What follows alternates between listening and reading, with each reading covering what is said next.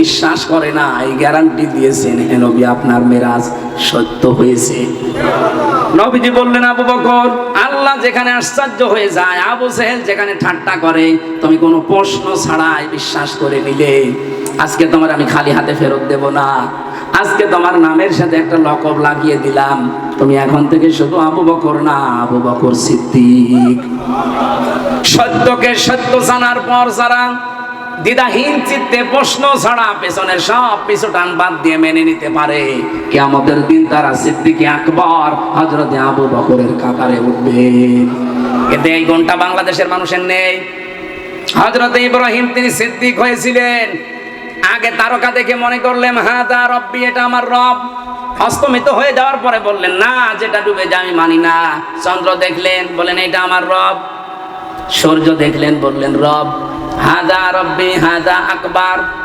যখন সব অস্তমিত হয়ে গেল, তিনি বললেন যেগুলো ডুবে যায় সেগুলো আমি ভালোবাসি না। জাতির লোকেরা কান খাড়া করে শোনো, ইন্নী ওয়াজ্জাহাতু ওয়াজহিয়া লিল্লাযী ফাতারাস সামাওয়াতি ওয়াল আরদা হানিফা ওয়া মা আনা মিনাল মুশরিকিন।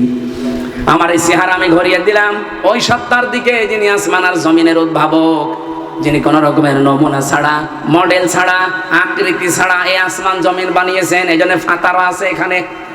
আমি যেমন তেমন ভাবে ঘুরিয়ে নেই, লোক দেখানোর জন্য ঘোরাইনি। হানিফা, আমি একনিষ্ঠ ভাবে ঘুরে আসলাম। আমি জানি এই ঘুরে আসা দেখে আমার বাপ আমার উপরে রেগে যাবে, কারণ আমার বাপ নিজেই মূর্তি তৈরি করে। আমার সমাজের লোকেরা রেগে যাবে, আমার দেশ আমার বিরুদ্ধে যাবে। যাক, পৃথিবীর সব যদি একদিকে যায়, আমি ঘোষণা দিয়েছি হানিফা, আমি একনিষ্ঠ ভাবে চলে এসেছি। আমান মিনাল মুশরিকিন, আমি কিন্তু মুশরিক না। বাগেরহাটবাসী আয়াতটা সে জন্মের পর থেকে শুনছেন, কি পেয়েছেন এখান থেকে? জাতির পিতা ইব্রাহিম তিনি সত্যকে অনুসন্ধান করছিলেন, খুঁজতেছিলেন। যখন পেয়ে গেলেন তখন সব বাদ দিয়ে সত্যকে মেনে নিয়েছিলেন, এই জন্য তিনি সিদ্দিক। আর আমাদের চোখে আঙ্গুল দিয়ে সত্য দেখিয়ে দিলেও আমরা মানতে চাই না। বাংলাদেশে ৭৩টা দল কাজ করছে, সবাই মানুষের জন্য। আপনাকে আমি চোখে আঙ্গুল দিয়ে দেখাইয়া দিতে পারি কোরআনের সাথে, কোরআনের যে কর্মসূচি এটার সাথে মিল আছে একমাত্র, কেবলমাত্র, শুধুমাত্র বাংলাদেশ জামাত ইসলামী। আমি আজকে মাগরিবের পরে যেখানে আলোচনা ছিলাম ওখানে এই বিষয়ের উপরে কথা বলেছিলাম। এই দেশে যদি সফল কোন দল থাকে আল্লাহর দেওয়া কর্মসূচি অনুযায়ী, সেটা বাংলাদেশ জামাত ইসলামের ভেতরে পাওয়া যায়। ওখানে 5টা গুণ আছে, 5টাই জামাতের ভেতরে আছে। আপনি জামাত বাদ দিয়ে অন্য কোন দলে যদি ওই 5টা পান, অবশ্যই আপনি সেই দল করেন, আমি নিষেধ করি না। আপনাকে আমি সত্য দেখিয়ে দিলাম। সূরা বালাদের 11 থেকে 18 নম্বর আয়াত পর্যন্ত পড়বেন।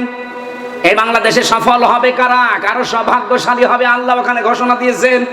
মাগরিবের পরে আমি বাগেরহাটের কোথায় যেন কথা বললাম, কাটাখালী, ওই জায়গায় আলোচনাটা ছিল। সত্যকে সত্য জানার পরে আপনি মানতে চান না, আর আপনি সিদ্দিক। আবার ওয়াজ করে কোন মারাসাদিকিন, তোমরা সত্যবাদীদের সাথে থাকো।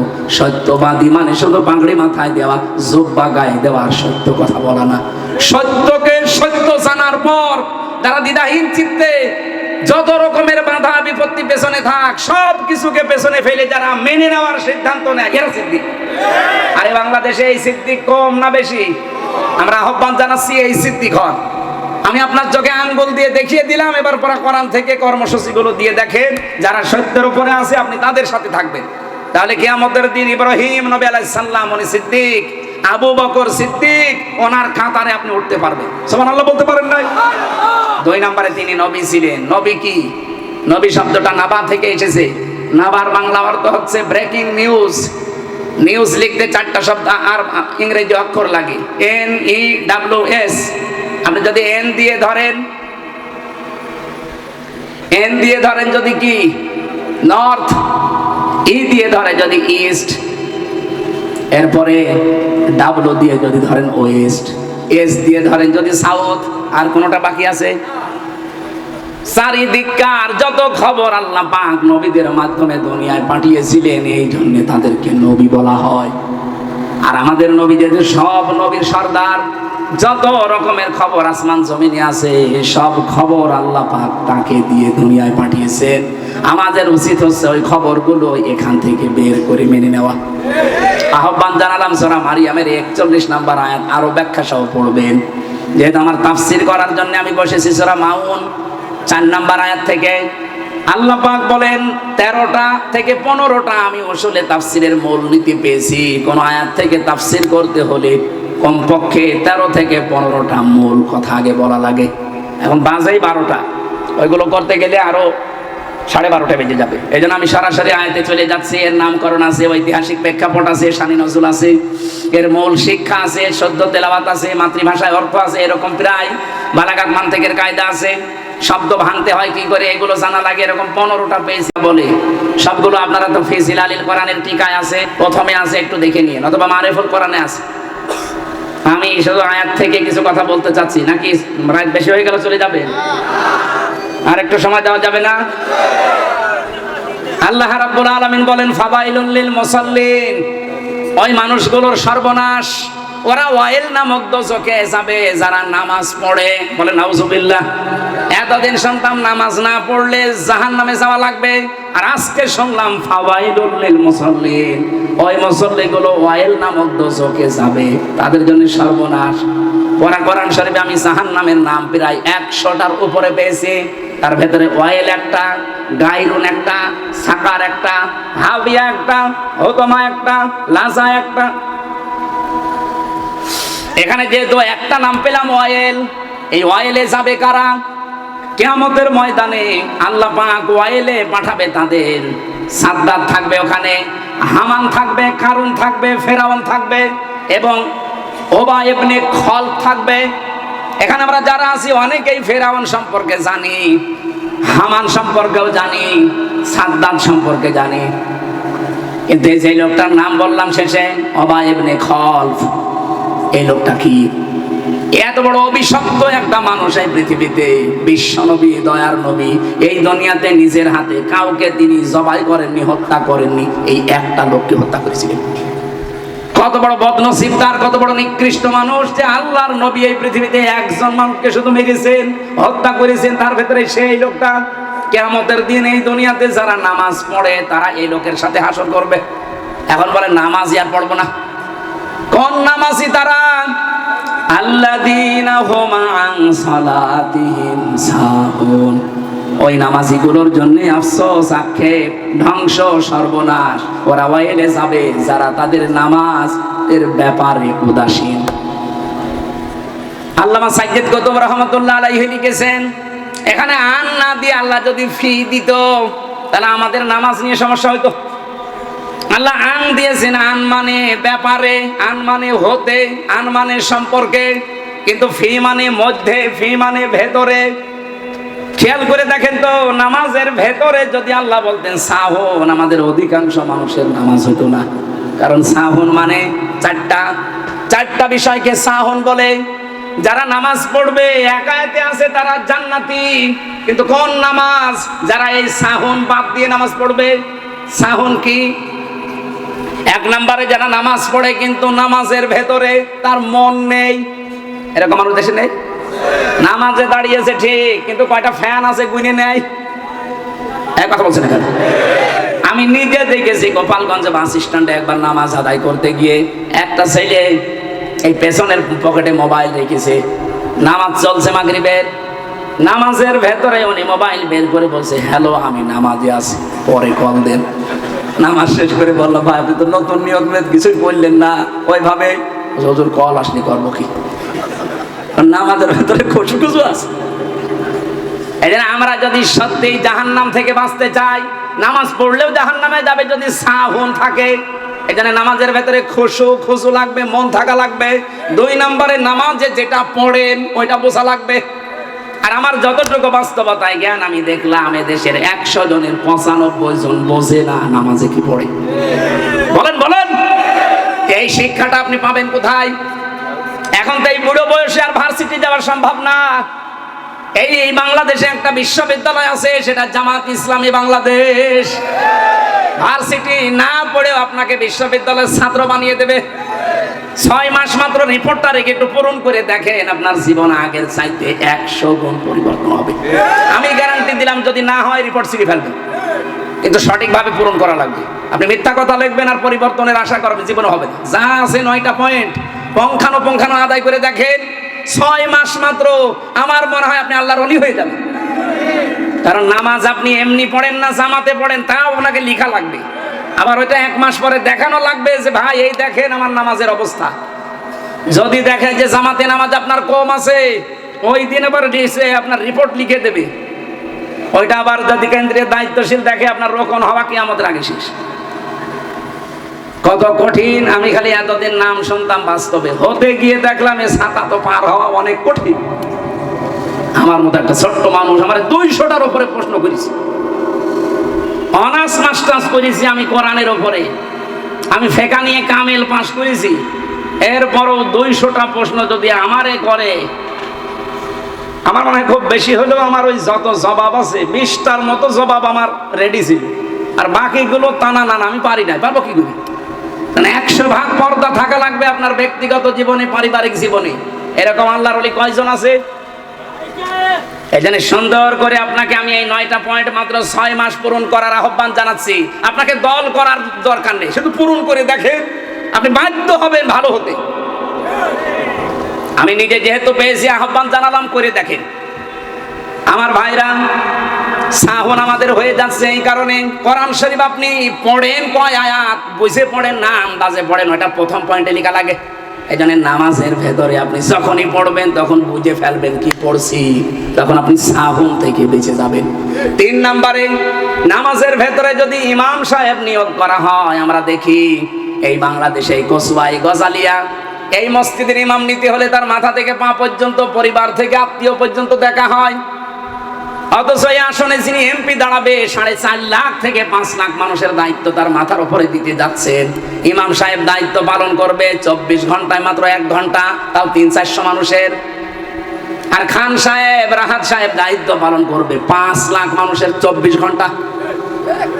আমার মনে হয় এনাদের চরিত্র ইমাম সাহেবের চাইতে 100 গুণ ভালো হওয়া লাগবে।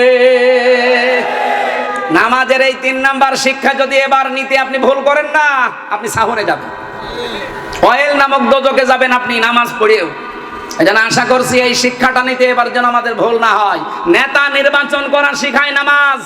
একটা মসজিদের ইমাম নিজে যদি পা থেকে মাথা পর্যন্ত দেখেন, একটা মেয়র নির্বাচনে, উপজেলা নির্বাচনে, এমপি নির্বাচনে মাথা থেকে পা পর্যন্ত দেখা লাগবে যে আসলে এর বউ পর্দায় থাকে কিনা, এ বিড়ি খায় কিনা।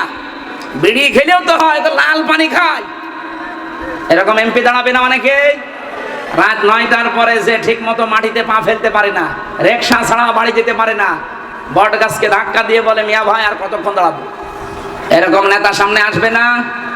আমি আপনাদেরকে আহ্বান জানাচ্ছি, যদি এই জেলায় 4 জন মানুষ এরকম আছে, এখানে 2 জন আছে আর 2 জন আসে নাই, এই 4 জনের চরিত্রের উপরে যদি চরিত্রবান কাউকে পান, সেখানে ভোট দেবেন। আমি আপনাকে খান সাহেবকে ভোট দেওয়ার জন্য বলি না, রাহাত ভাইকে ভোট দিতে বলছি না। যদি এনাদের চাইতে সব দিকে যোগ্য, যিনি মসজিদে নামাজ পড়াতে পারে, সংসদে কথা বলতে পারে, সব জায়গায় যাদের পরিপূর্ণ যোগ্যতা আছে, যদি এনার চাইতে বেশি পান, তাকে দেবেন। ইসলামী অর্থনীতি আপনি, উনি নামাজ পড়াতে পারে কিন্তু উনি যাকাত বোঝে না। ইসলামী অর্থনীতিতে মুশারাকা আছে, মুদারাবা আছে, মুরাবাহা আছে, ভাই সালাম আছে, ভাই ইস্তিসনা আছে, ভাই মুআজ্জাল আছে, ওয়াহিদা আছে, এরকম 28টা চ্যাপ্টার আছে।